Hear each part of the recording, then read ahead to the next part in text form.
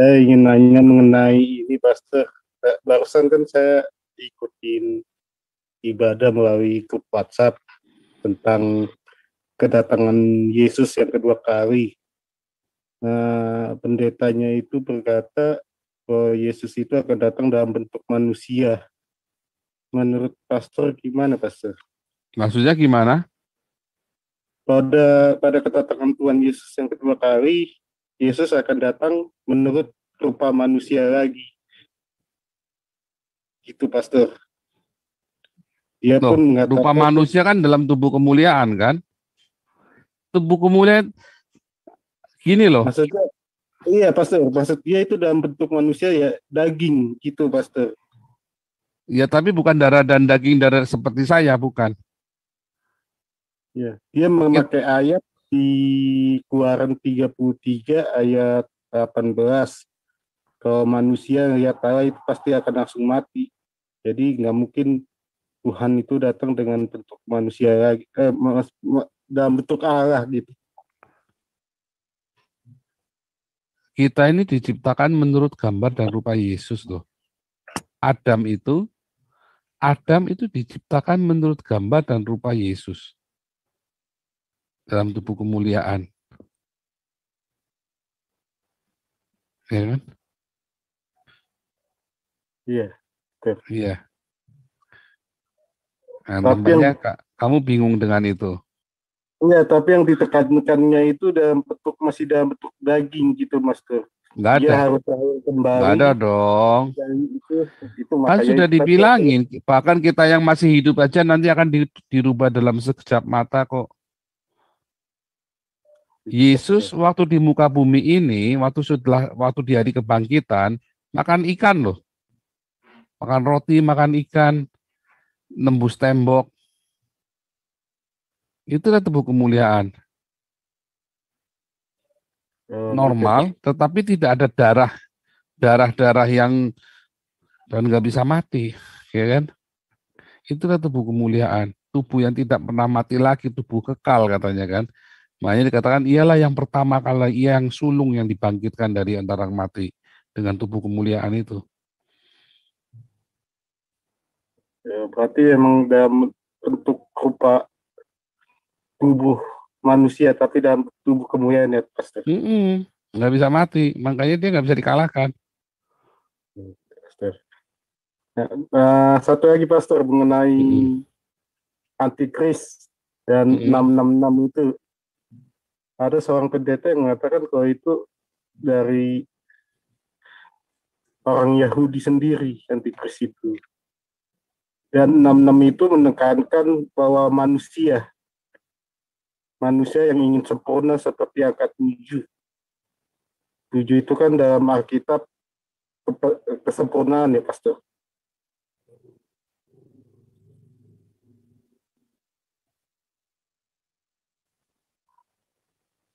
Jadi bukan ya, antikris itu adalah orang yang menyangkal Bapa dan Anak. Orang Yahudi itu percaya Bapa dan Anak loh.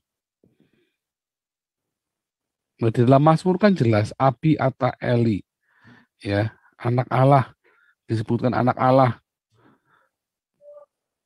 Orang Yahudi mengenal konsep anak Allah loh. Dan antikris di dalam 1 Yohanes 2 ya, adalah orang-orang yang menyangkal Bapa dan Anak, yaitu apa? Orang Islam. Orang Yahudi itu nanti justru terima Yesus. Jadi salah itu kalau bilang orang Yahudi antikris itu salah. Nggak ada dasarnya sama sekali. Kalau Karena menyalibkan Yesus kan hanya sebagian dari orang Yahudi lah. Para rasulnya aja orang Yahudi. Para rasul itu orang Yahudi semua.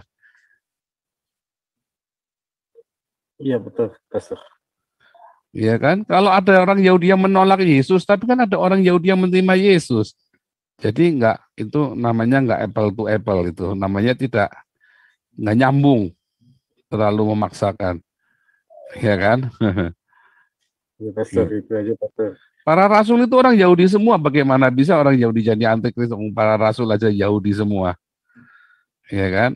Dan disebut antikristus adalah orang yang menyangkal Bapa dan Anak. Siapa Islam, Allah tidak beranak dan tidak diperanakan. Ya kan? Ya, udah jelas banget itu. Oke. Masa bilangan 66 itu, Pastor. Nanti lihat angka 666, bukan 666 lu ya, bilangnya 666. Itu sudah saya bikin videonya. Jumlah syahadatnya orang Islam, kalau dijumlahkan itu 616, ditambah 50 huruf nun. Nah itu 666. Nun, kenapa nun? Nasrani. Orang-orang Kristen nanti yang bersyahadat, pura-pura gitu ya, pura-pura bersyahadat. Nah itu tetap tetap akan dicap stempel, iya kamu tapi nanti dicap huruf nun. Sekarang ini di Mosul, ya orang-orang Kristen ditato pakai huruf nun loh, kalau dia nggak mau ini. Rumah-rumahnya ditato pakai huruf nun, 50 jumlahnya. Nun, ya. 666, bukan 666, salah.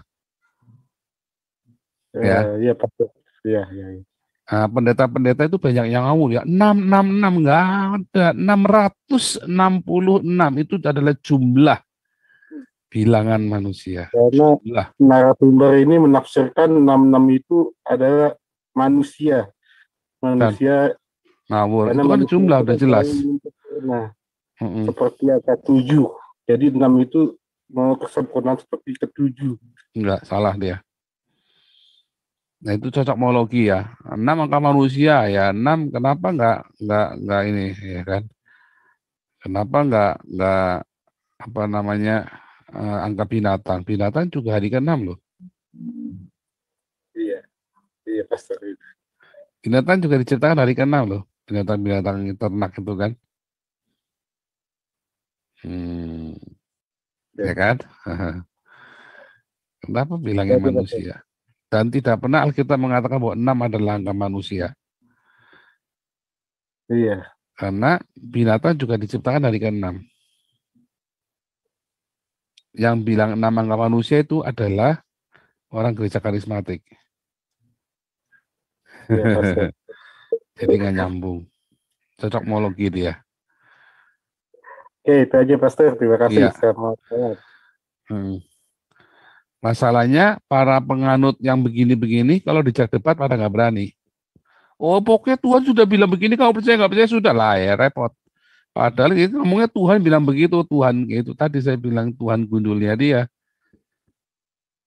Sak David Supangat salah satunya itu ya. Marah saya tanya ini marah dia. Maunya orang itu kudu nurut sama dia semua. Hanya gara-gara dia bapaknya bekas Freemason. Nah, ulasan dia tentang Freemason aja salah sih David Supangat. Ya kan?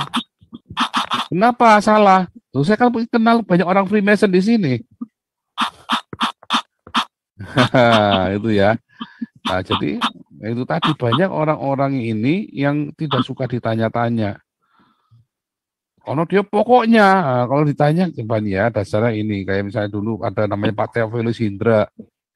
Ya pokoknya itu, Kedar Nebayot, saya bilang Pak Theophilus Hindra harus milih. Yang logis saja, Islam itu Kedar dan Nebayot, saya bilang harus pilih. Islam itu Kedar atau Nebayot, nggak mungkin Muhammad keturunan dari dua-duanya.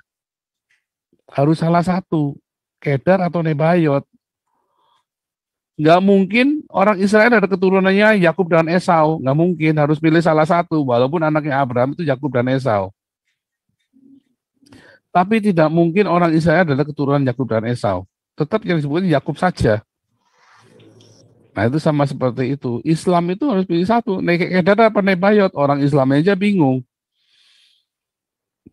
Yang satu bilang Nebayot, satu bilang ini. Orang Kristennya tambah bingung lagi, ikut-ikutan. Tapi Islam itu ternyata dari Nabonidus, Raja Babel. Bukan dari Kedar Nebayot. Makanya saya bilang, makanya ya, Saifuddin sekalipun, dulu saya pikir Saifuddin menangkan jiwa lebih banyak dari saya, ternyata enggak. Kenapa? Karena saya doanya bukan mematahkan Kedar Nebayot. Apa? Roh Babel. Makanya doa saya lebih jitu. Nah, orang kalau mukul, aku patahkan roh Kedar, roh Nebayot. Nggak pernah lihat, tahu nggak roh Kedar Nebayot itu apa? Sudah nggak ada, nggak pernah lihat. Oh, saya tahu. yang saya doakan. Ya, nggak ada. Kenapa? Karena saya tetap doanya, patahkan roh Babel. Ya, patahkan roh Babel. Makanya nggak orang kedane bayot, kata Rasul Paulus, aku tidak sembarangan memukul. Ya, aku tidak sembarangan memukul. Kenapa? Karena kita harus jitu. Oh, sombong bang, enggak, kita kudu tepat, kita lagi ngapain gitu loh.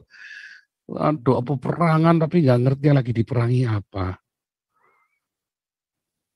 Itu ya. Itu ya. Jadi jangan terpaku-matus, uji, semua itu diuji. Cek. Gitu ya.